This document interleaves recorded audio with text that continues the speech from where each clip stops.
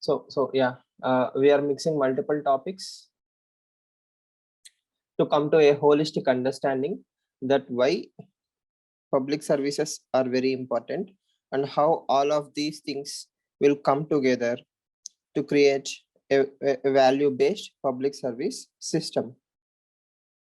And as I also told you, some of the topics were never even touched by UPSC in mains papers directly. For example, citizen charter, work culture, they haven't touched directly, or utilization of public funds, quality of service delivery. So all these things are indirectly converted into case studies. So that is the most important thing you have to remember. Okay.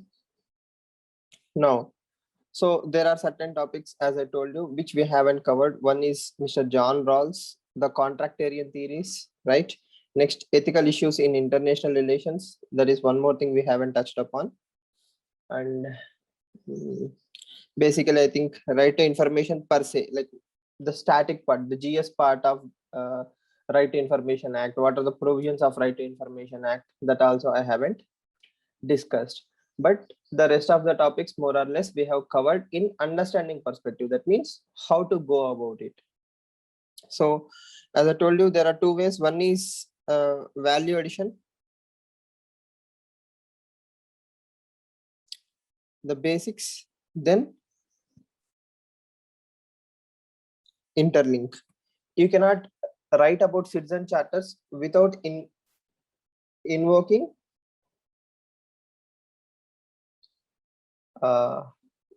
let's say work culture or capacity building or utilization of public funds. See, misuse of public funds is also a culture, right? Okay, you think you own the government money. There needs to be a distinction between your money and the public money, and that atmosphere is what is work culture. And citizen charters also promote that kind of work culture and vice versa. So everything is linked to the other, right? So, and if you remember the public service classes, the Nolan committee report, so the repeated words, accountability, transparency, the same things. So what does Right to Information Act do? It reinforces accountability and transparency. What does citizen charters or the time-bound public service delivery bills do? The same. So what you don't see in the syllabus copy is the logical extensions of all these things.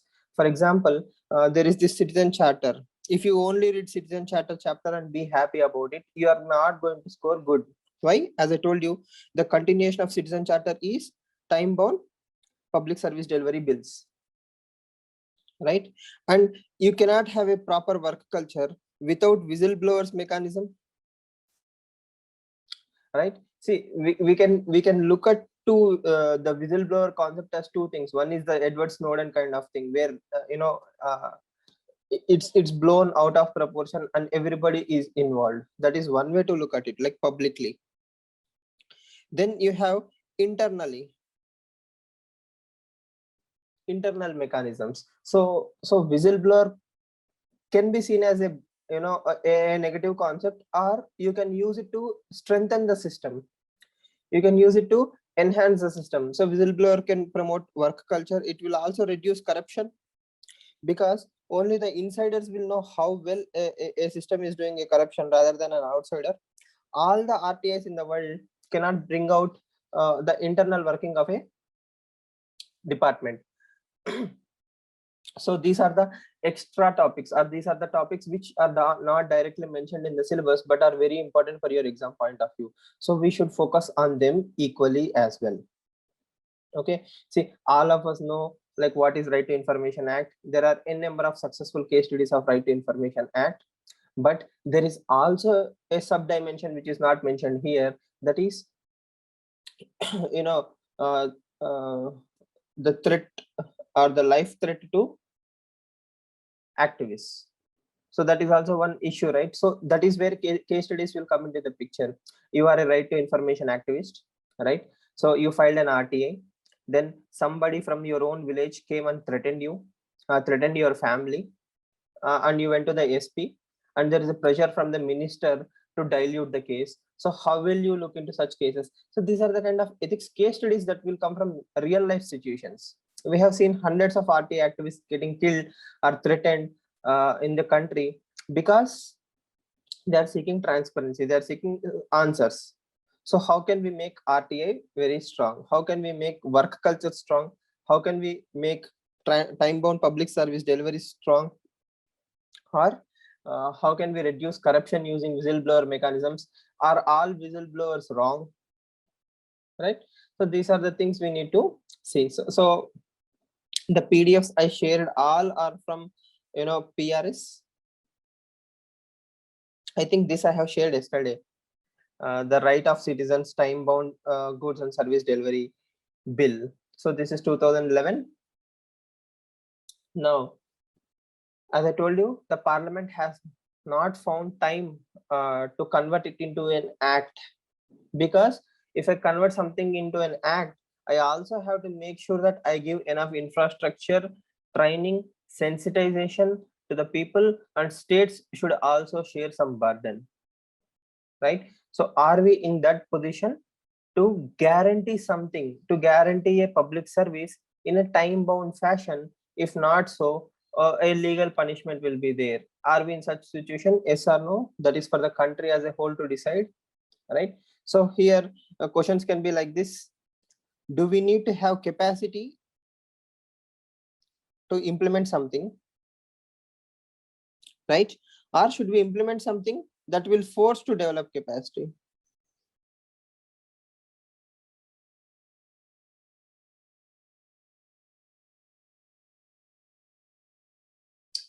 Right now I'm saying we don't have the capacity, that is why we are not making it an act. The other angle is we have to make an act so that we will be forced to develop the capacity.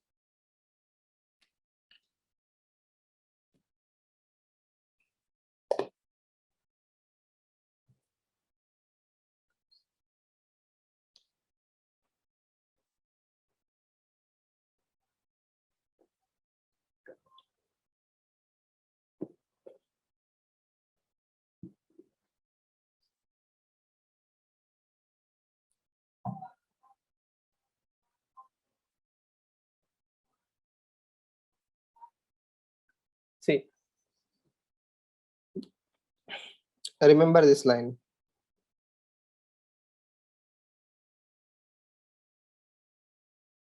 let's say hypothetically, build capacity, implement, and in case of, okay, so you're talking about the feedback loop, right?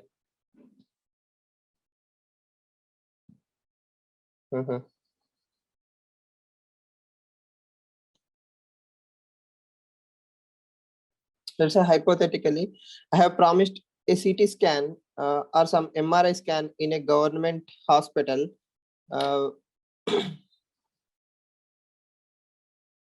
in 10 days from the date of application.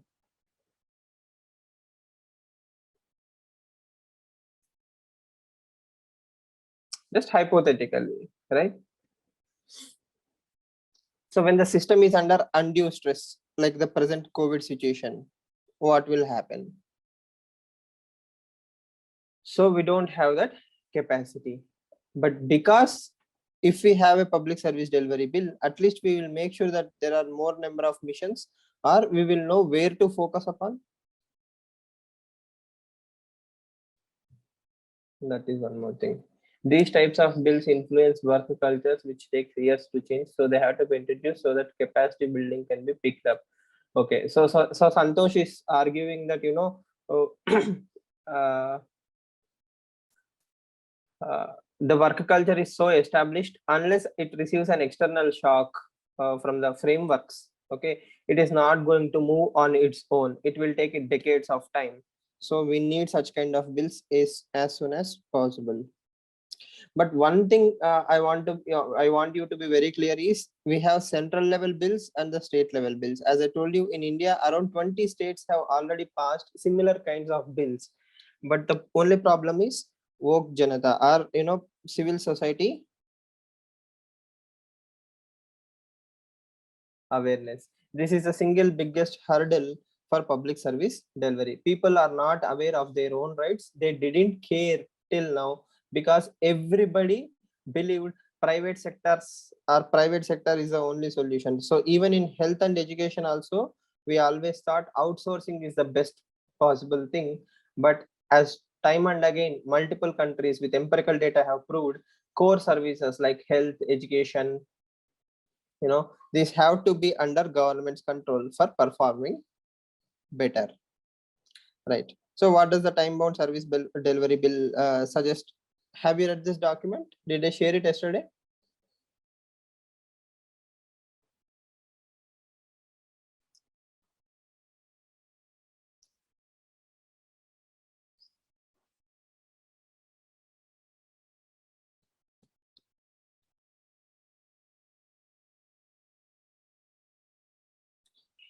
Yes, please remember, both in whistleblowers bill and the public service delivery bill, the most important terminology or the keywords are public authority.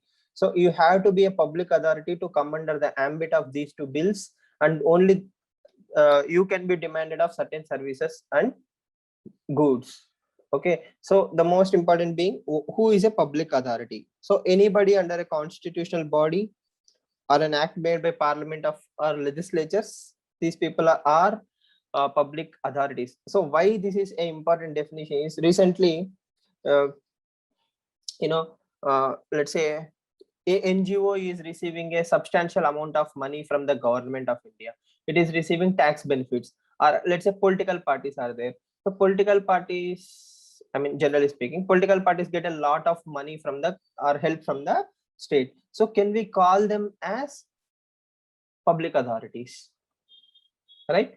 So I'm just giving a perspective. So any organization which receives substantially funded directly or indirectly, that is the key term, directly or indirectly, when they are substantiated, such bodies are called as public authorities. Okay, so a case study might come where there is an NGO which is not a public which is not a government related thing, but receives a lot of funds from things. So we have to have an idea. So why? Because normally speaking, only government services can be demanded in time bound manner, or whistleblowing will apply only to these things, right? But if there is an NGO which is doing corruption and you came to know about it, then actually you can bring it under the ambit of whistleblower bill and complain to chief vigilance officers. So your understanding enhances by understanding who is a public authority. So very simple and straightforward definition.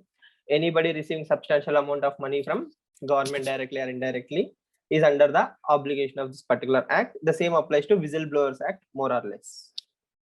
Okay. Now, so there is no direct case study, as I told you. Let's say if there is a case study, always remember what shall the citizen charter have. So citizen charter should have the details of all the goods and services that you are going to provide.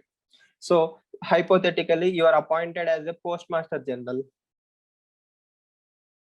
You are appointed as a postmaster general of a particular area. So you have around 30-35 post offices under you. Okay, so frame a citizen charter. This can be a question given by UPSC. They might throw in some masala, like for example, you are in northeast region, or let's say in hilly and difficult terrain region, hilly areas. So you are a postmaster general in a hilly area. Under you there are 30 post offices. So frame a citizen charter, right? So if you have read the other document I shared you, one size fits all approach won't work. So in a hilly and different terrain, or in a northeast region where probably transportation is not efficient in the remotest corners, you cannot promise one-day delivery, right? So I'm just giving an example. What are the details of goods and services provided by the public authority, right? Then the time frame. So without time frame, all of you know that is what citizen charters do. Earlier also, you go to a post office, give a particular courier, it will be given to the recipient in certain amount of days. But super fast couriers are there, or normal speed delivery, or registered post. There are different kinds of goods and services you provide.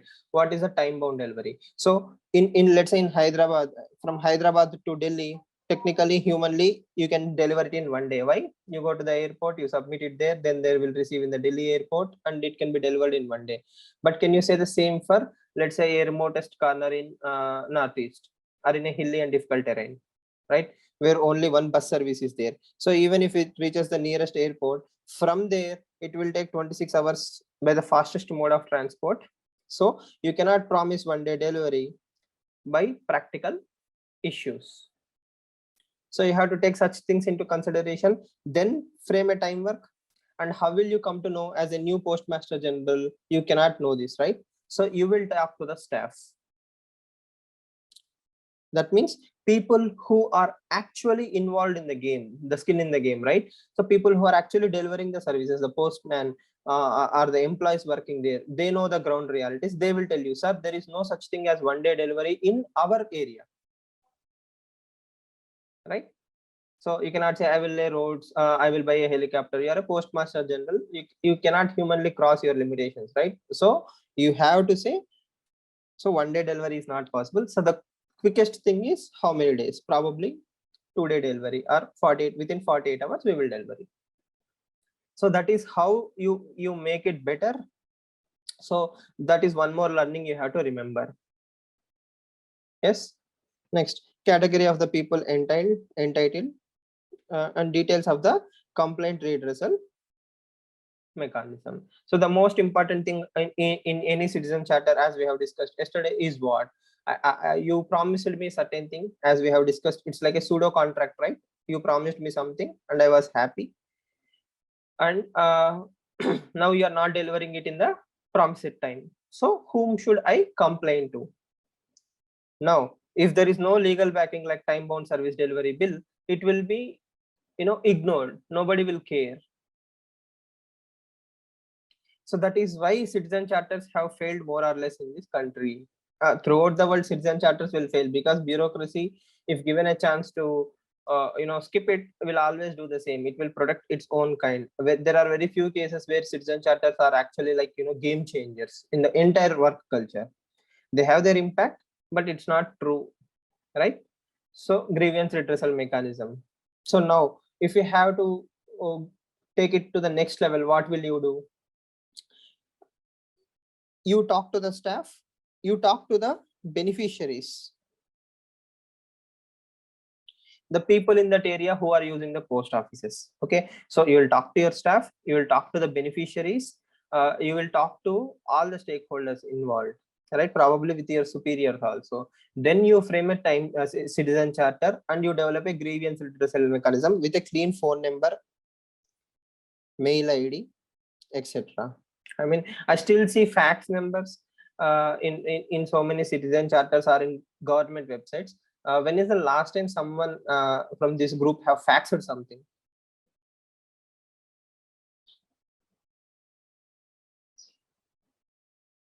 Anyone used a fax machine?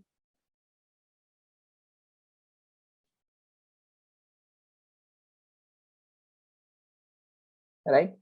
So when you become a district collector or something, you can make amendments.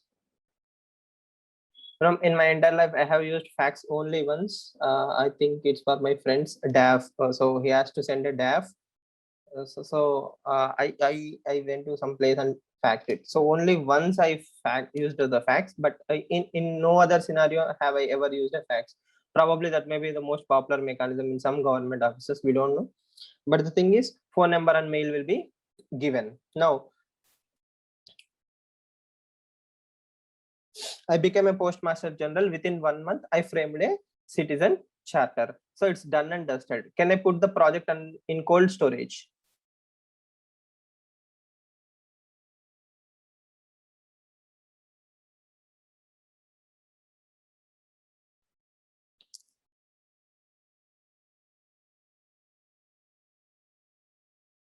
So what is the next logical extension of after creating the first time a citizen charter?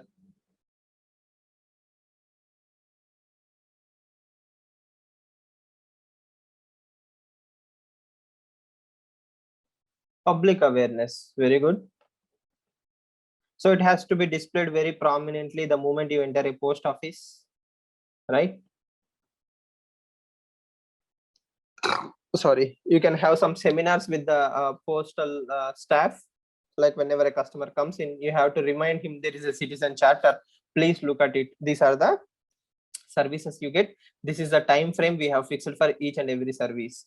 So it will help both the post office staff and the citizen to know what are their rights. So a citizen cannot come and claim, I need a speed post from this post office within 24 hours. Because the citizen charter explicitly is created for that particular area, it promises you 48 hours but not 26 hours, right? Or there are certain provisions which are not available. So the public cannot come and scream at you.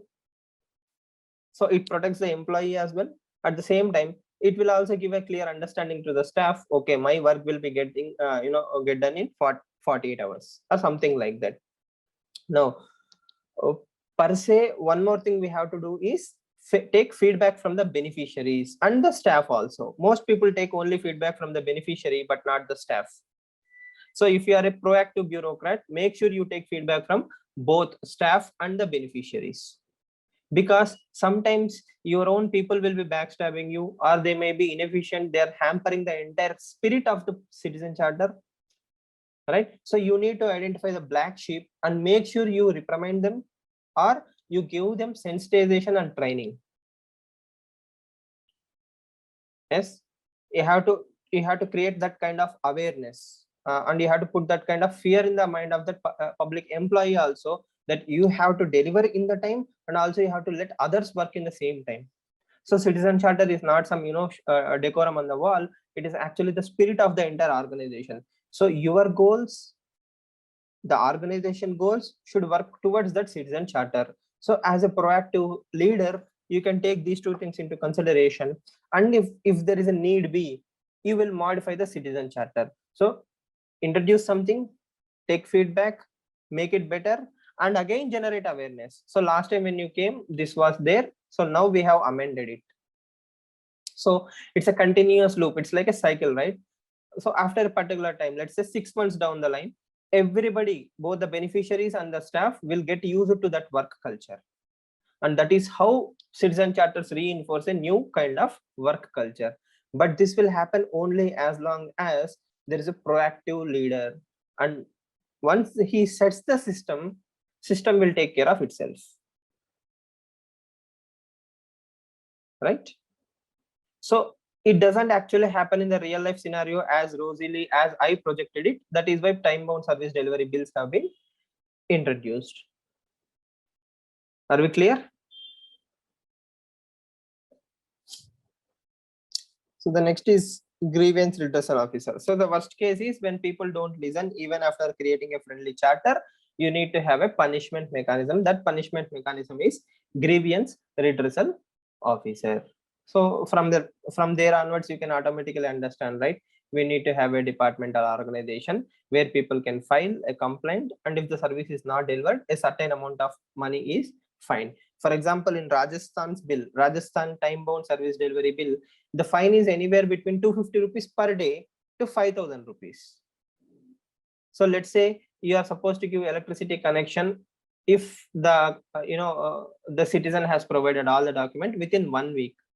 So if you don't provide the electricity connection in 7 days, from 8th day onwards, every single day the department will pay 250 rupees to the citizen. So it's a loss of revenue for the system. So that is why you will be forced to be efficient and effective. There is one more interesting provision.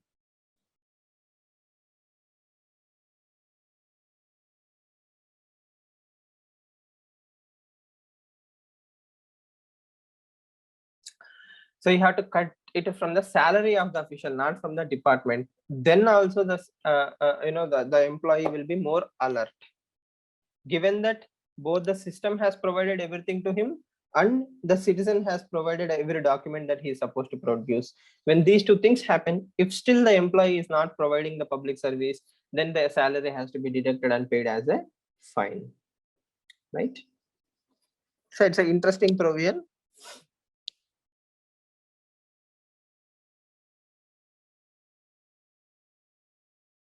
Yeah.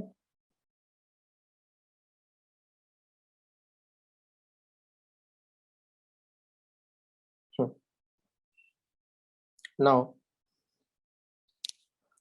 so standing committee report on the same sorry, this is public interest disclosure bill. Sorry, my bad.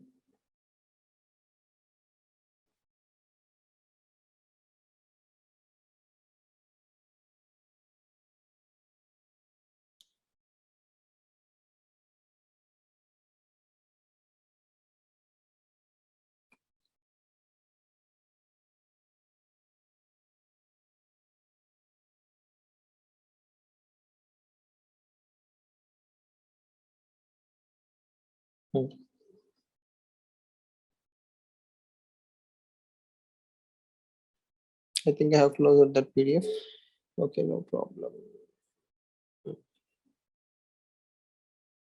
Right. So this one is what we call as whistleblowers bill. So the official parlance we use for whistleblowers bill is public interest disclosure and protection to persons making the disclosure bill. There is a huge legal ambiguity or effort to dilute this particular bill is there. So we need to understand both from general point of view and also analysis point of view. So the term whistleblower is a normal parlance, but if you look it from the terminology point of view, what are you doing? You are doing disclosure for public interest. So it takes the definition to a whole new level and it gives a positive sense of meaning. I'm disclosing something for public, right? And whose responsibility is it to receive complaints? The governments have to create a mechanisms to receive complaints of corruption and willful misuse of discretion. Please remember, it's a very important term. Willful misuse of discretion, bona fide and mala fide. If you remember, corruption can you cannot prove, you cannot call every decision taken by an IAS officer as a corruption. But if you are willingly, knowingly taking some decision which will cause a loss to the state or which will cause inefficient usage of public resources, that is also corruption, and that can be disclosed under public interest disclosure bill. Okay.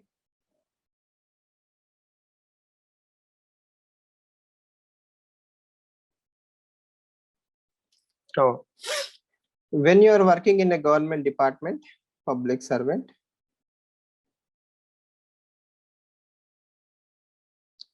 remember, not as an independent individual capacity, you have to be a public servant or an NGO in the interest of public.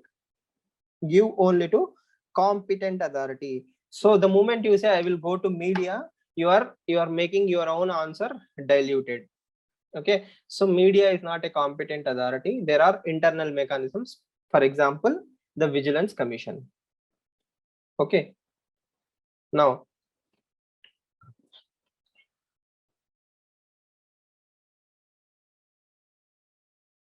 the problem with Indian public interest disclosure bill is it does not allow anonymous complaints. That is the single biggest hurdle. It does not allow anonymous complaints, and it will also punish if the complaint is found to be frivolous or not substantiative. It will deter a whistleblower. Okay, now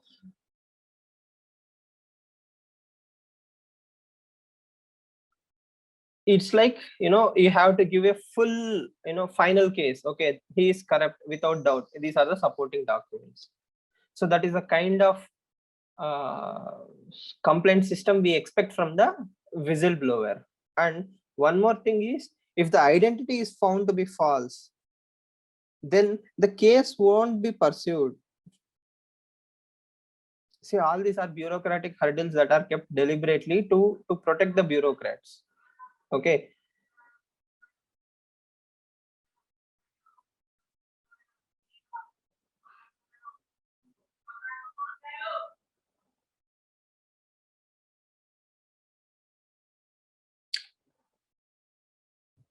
So these are the things that can come under the corruption disclosure. You can bring in the corruption disclosure. It's very simple and straightforward. And as we have discussed, public servant can be central, state, or anyone who is related to the states. Now, what is the interesting concept in the entire public disclosure bill is, in reality, we will discuss about reality.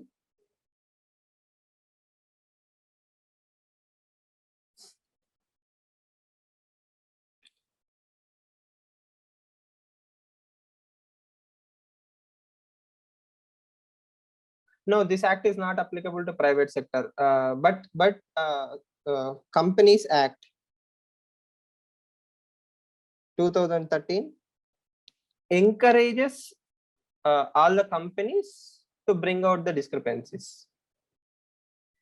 So there is a provision in the Companies Act which encourages whistleblowing. So in that sense, it is extended to the private sector. But generally speaking, whistleblower law, this is purely for public interest and related to public sectors only.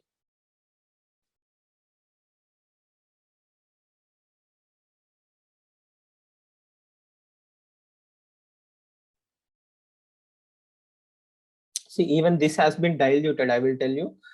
This we will see in the next slide. This also has been diluted. See, Whistleblowers Act is just a facade. As you know, there is a law for the sake of having a law. You know, that is all there is. There is no sincere intention in the mind of the politicians or the bureaucracy. You will see the standing committee report and you will understand the analysis, right? So as I told you, in India, we don't have the discretion, right? So the moment somebody complains, everybody knows who complained and he will be victimized. Even if he is transferred into some other department, some other state or some other town, still he will be hounded from the internal departments. So there is no proper protection of the identity of the victim. We are not using ICT properly, right? Next.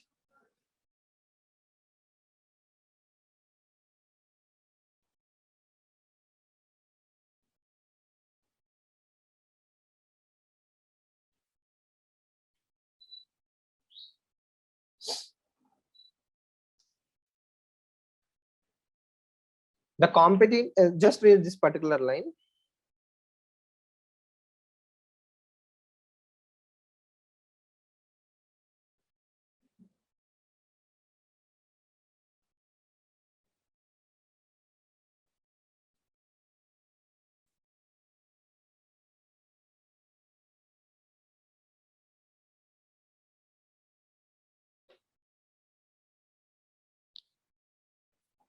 Yes. So if there is a public inquiry order, so whistleblowers bill are, there is no need for inquiry. You know, if a matter is decided by a court or a tribunal, there is no need for inquiry, right? If actually, I think it's 7 years now. So after the amendment, if it is something which happened 7 years ago, there is no need for inquiry. So you see, all these things reek of what? All these things reek that there is no intention, there is no sincerity in the mind of either the politician or the lawmakers or the bureaucrats to actually weed out corruption, right? Yes.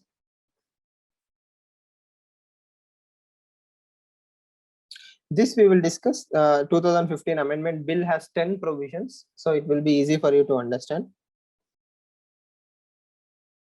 Next, see, this is one more important point. A competent authority has to take the assistance of the police authorities to make a discrete inquiry. So is there sensitization, is there training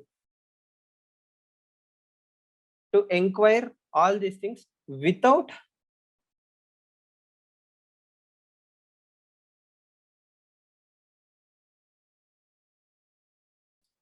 giving out the details of the particular individual? It's a very difficult thing, right? And next, there are certain safeguards against victimization of the complaint. Okay. And so see, this is impractical. Let's say there is a department A. You are an IRS officer. You are a Group B officer. So this Group B officer clearly knows there is a corruption happening in Department A, and this particular IRS officer is the one who is doing this kind of corruption, or he is using or misusing his position. Right? He's going on to parties. He's taking a lot of money from contractors. He's giving favors to the contractor. Some sort of thing is happening. Okay.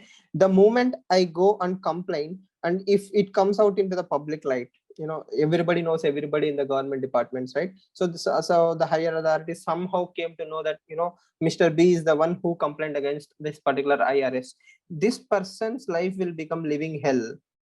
He will be pressurized so much that he will be forced to resign, or he will face some criminal charges, or corruption cases will be filed against him. So these things happen in every day in government departments. Honest people are hounded because they have opened their mouths. Okay, so the best way to go forward is to create a foolproof digital complaint mechanism, right? We can have such a system where we can develop technology, right? I am B. I will go to a government created website. Okay, I will register with my employee ID, my full details. Right? My full details will be registered in that website, but the entire thing will be anonymized. From that moment onwards, I am known as 1234. So 1234 has filed a complaint, okay, against so and so person. So the inquiry has to start. If really there is ever a need that who actually complained, it should be revealed at the highest authorities. Let's say chief secretary level or someone. If there is no let's say if the case is found to be true, nobody ever needs to know the identity of B, right? All they need is to focus on that particular IRS officer. Why should B be involved? Is B original details entered or not? Yes. So there is a safety mechanism that he is not somebody wasting the time of the system. Next, he is anonymized. Nobody, literally except that computer, nobody knows who B is.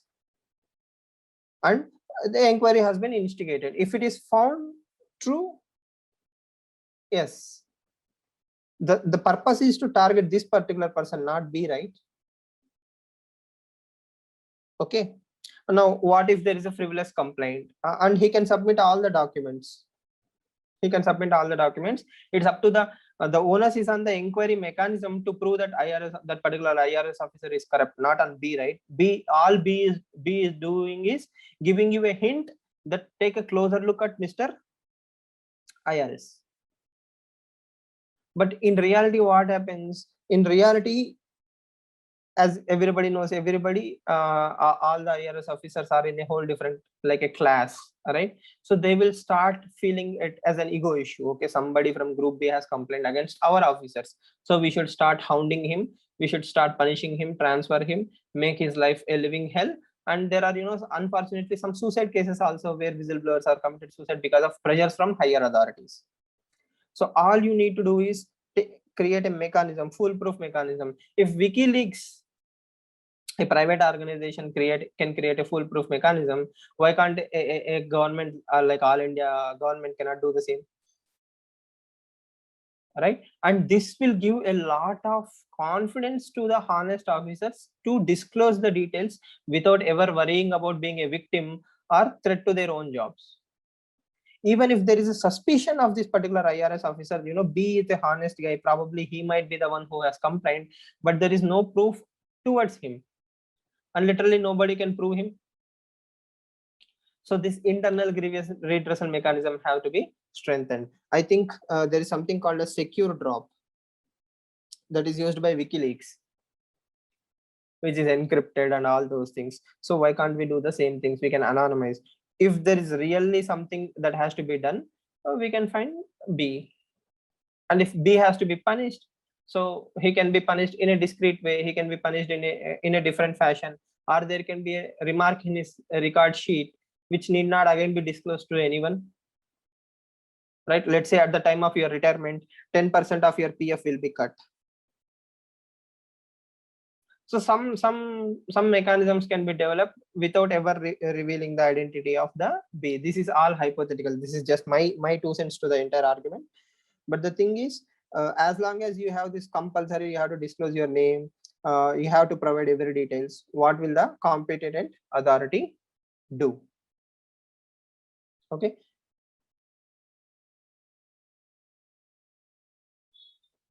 Like, so this is also a very dangerous thing. The bill laid down penalty for various offenses for not furnishing reports to the competent authority. Fine. Revealing identity of the complainant. Okay, that is also fine. But the thing is, let's say the punishment is 1 lakh rupees. Okay, but that person's life is forever doomed. False or frivolous disclosures, etc. So this is a serious issue because resources are stretched thin. We cannot spend our resource on each and every case. But the thing is, if you know they can come back and bite you, but you're still protected, people will take that risk. So that kind of ecosystem has to be created by the system. Now, in continuation of the earlier discussion, this is a standing committee discussion or standing committee suggestions on the public interest disclosure bill.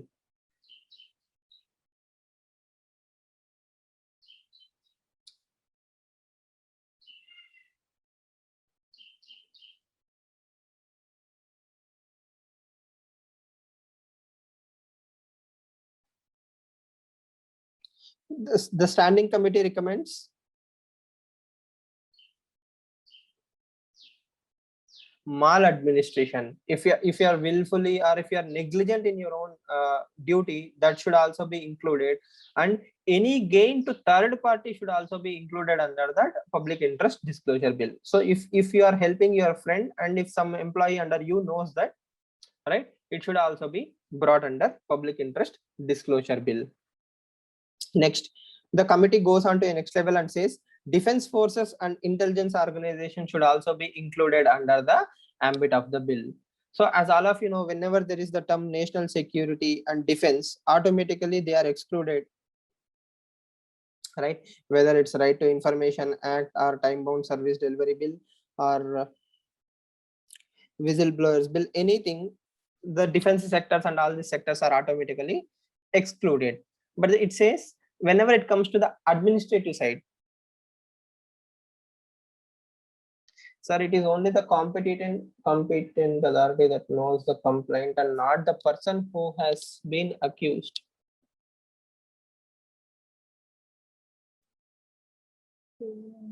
See that, you take a department, right? You are taking that IRS officer. Who heads an IRS officer? A senior IRS officers. So let's say the grapevine, informal mechanisms will inform Mr.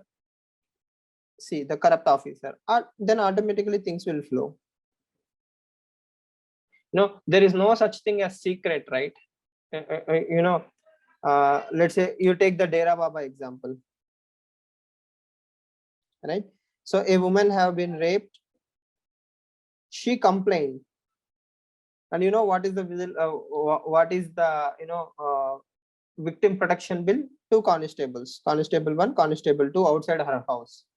So that is the only security we have provided to that particular person. Luckily she was not murdered, because the moment she was murdered, everybody will know who is the culprit, right? So nothing has happened. But is it seriously the way we should protect our complaints or people who have life threat? Right? You cannot have a file lying in a government office saying, B has complained against IRS officer, and you expect nobody to open it and read it, right? So I think it's a very, very serious demotivational factor that has been deliberately brought in, because don't dare to complain against the system. That is a message that has been set. Who is setting all these rules?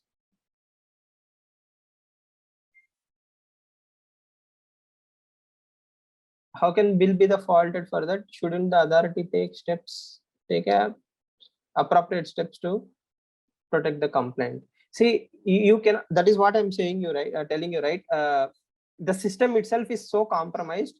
You are really innocent if you believe that, you know, system can protect you. There is no way the authority can protect you with the existing tools. You cannot hide the file in your own cabinet, or you cannot expect your driver not to leak. See, there are 10,000 ways how everybody is connected. Nobody knows how, who knows whom. Say, for example, this senior IRS officer is father-in-law of an IRS officer who is a batchmate of this IRS officer. How are you going to stop that? The moment he knows, you know, it's 99% guaranteed that it will leak somehow, not intentionally, by slip of tongue, by accident, by some way, it will leak and it will create a problem to the system. So the bill, if it really had the intention to protect the you know, the whistleblower, it should create a foolproof mechanism. And second thing, you know, let's say hypothetically, you are a resident of a Kashmir, or you are a resident of a Naxal area. Okay, you are asking the villagers to bring the Naxalites in, you know, tied hands so that the police will arrest them. What is the job of a villager? The job of a villager is to inform the Naxal authorities, you know, there are few Naxalites hiding in our village. You cannot literally expect the Naxalite to, the villagers to go there and arrest the Naxalite. That is exactly what the bill is asking you, to provide all the documents, to provide everything. The moment I say so and so case, please look at this particular case carefully. It's the competent authority's burden to look into that matter very deeply. Why should you ask the complainant to provide all the documents? What will you do? The Hindi idiom is there, right? Hal hum chalayenge to bail kya chalayega? Right? He is a Group B officer who is selected in Staff Selection Commission. His work is to take care of the accounts, not to collect, you know, not to collect the way, you know, how a corruption is being done. Obviously, if there is a straightforward report, accountancy, you know, some Goomla, he can provide it, but it is not his job, right? You need to have a trained cadre to look into such authorities, strengthen the CVC. So the intention is very clear. We don't have the seriousness to punish the corrupt officers. There is a feeling that it will create, you know, policy paralysis, right?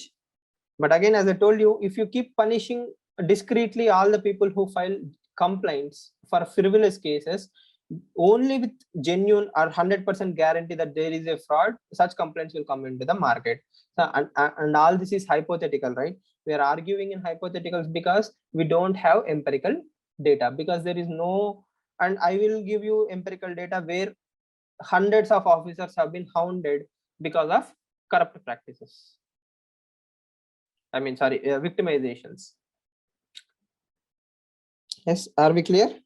So bills are not created out of thin air, right? Bills are created by the bureaucrats and the politicians coming together. If as a individual without any government working experience, if I can think of all these things, do you really believe that an IAS officer who is working for last 40 years don't know all these things? He definitely knows 1,000 times more than me, but they don't have the power to do this because the political masters don't want to create a new kind of policy paralysis. So we are assuming that all these things will only lead to policy paralysis. That is why we are not going for such mechanisms. And we can also take international examples. Why only limit with India? Right. So coming back to this particular case, so the defense forces, so they have to be brought in. Now there are two ways. The administrative work of the defense forces is not, you know, so secretive. So can administrative work be brought under the whistleblowers, whereas, you know, anything related to national security and all can be protected? Again, this is a tricky area. That is why government is not even entertaining this, because how do I draw a line between administrative work and national security work? Sometimes a small detail in an administrative work will spill over into the national security work or defense work, so it becomes a headache. So the better thing to do is avoid it in entirety. Such is the attitude. Okay, right. So this is one recommendation I am not in agreement with. multiple points which the complaints can be made. The problem in India is complaints are not protected. So if you have multiple avenues to complain, unless they are digital or foolproof, it will only lead to the victimization of the particular person. But one important good point is the standing committee recommends anonymous complaints. So this is the same argument that I was also trying to make.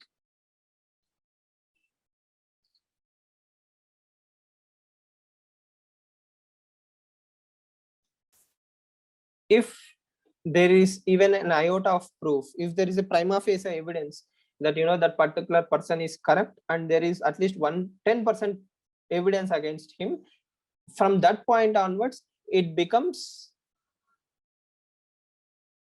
the CVC's or the competent authorities problem to investigate it, not the complaints problem. Okay.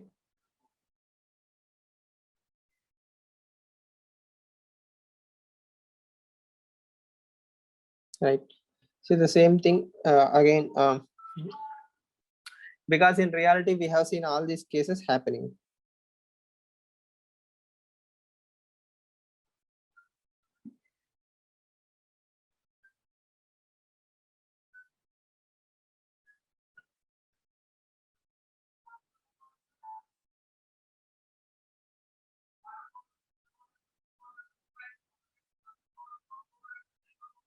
Yes, and one more thing is there should be a time limit. As long as there are no time limits, the system will keep on going.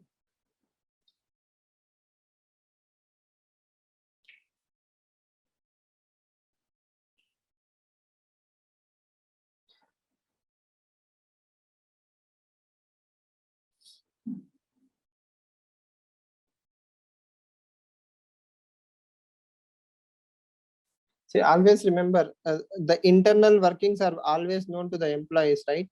As Chanakya mentions, a fish in a water knows whether the other fishes are drinking the water or not, but we will never know.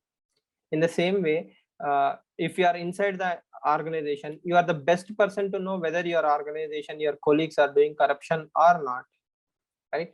So that is why a honest officer is always kicked out of certain departments, because he will be considered as a black sheep. If there is an organization where but Mr. 10 never takes bribe. Okay, 1 to 9 are very scared of 10, and they don't want Mr. 10 in that particular department. Let's say 1 to 9 are corrupt, but 10 is clean. They always look at 10 as very suspicious person, right? Why?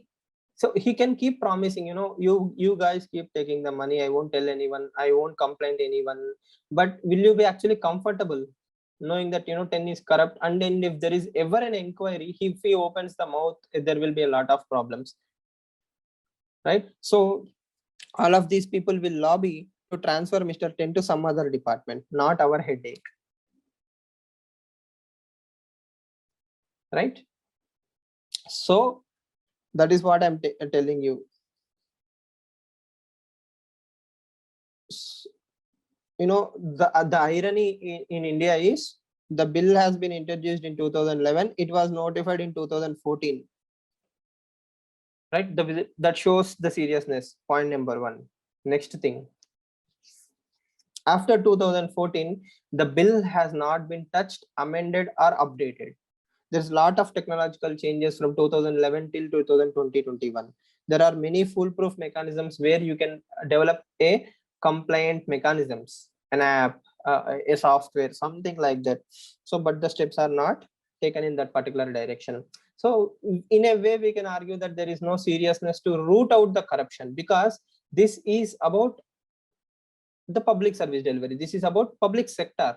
So if you want to make public sector efficient, you have to develop such kind of mechanisms, right? The only other option we have is media. What happens when you take it to media? The system will take it to ego and protect the officers at any cost, right? That is even more dangerous. Are we clear?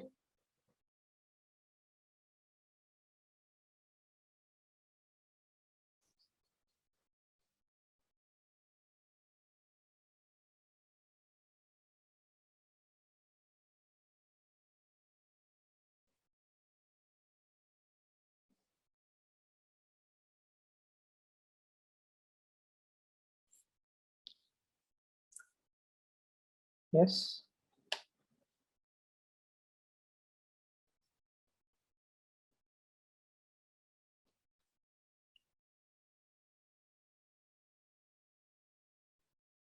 So read these documents, it will make more sense, and I will provide you with empirical data. Don't worry. See, I believe in empirical data. I don't believe in emotional arguments, because when there is a problem in the system has to be strengthened. So even if 10 people have lost their jobs because of victimization, then the bill is clearly at fault, right? And we haven't seen many successful case studies where the bill has been used to a mind-blowing advantage. Corruption has been reduced by 25% after introducing the bill. I haven't seen such articles or research, right? So that clearly says the bill is there for namesake. See, again, this bill is a knee-jerk reaction. I think Satyendra Dubey's murder has led to the creation of this particular bill. I'm not sure of the name. So there is this Satyendra Dubey. I think he's an IIT or IIM graduate. He was murdered by the petrol mafia. So when he disclosed the details, still nothing has been done, and he was murdered in broad daylight. The civil society came together and put pressure on the government. That is when government has created this particular bill. So it was not out of the proactiveness or good heartedness of the politicians. It was a knee-jerk reaction.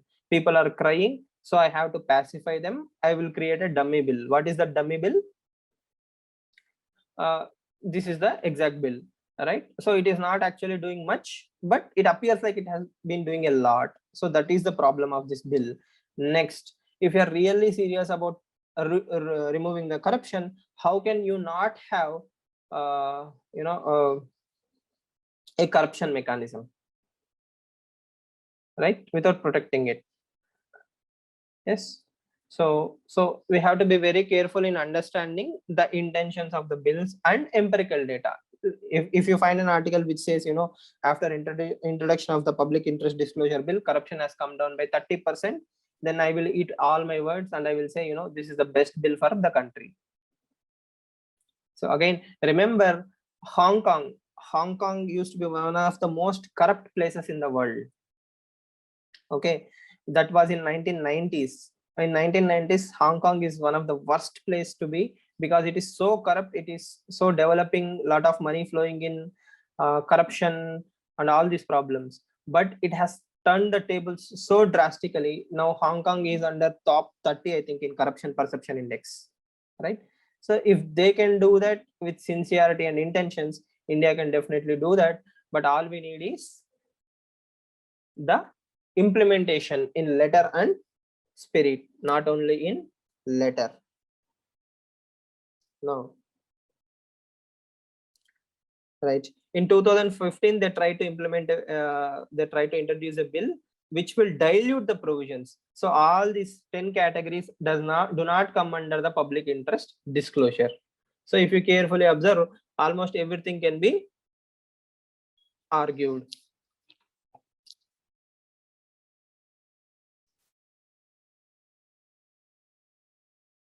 If you observe these two lines, I will throw 90% of the cases under these two arguments and skip everything. Endanger a person's safety, impeding a investigation.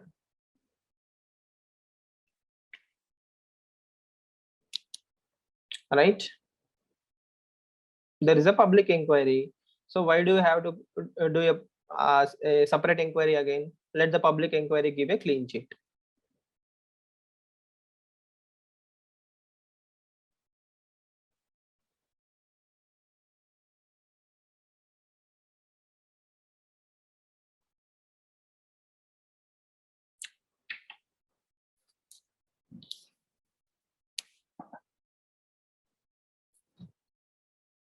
Yes.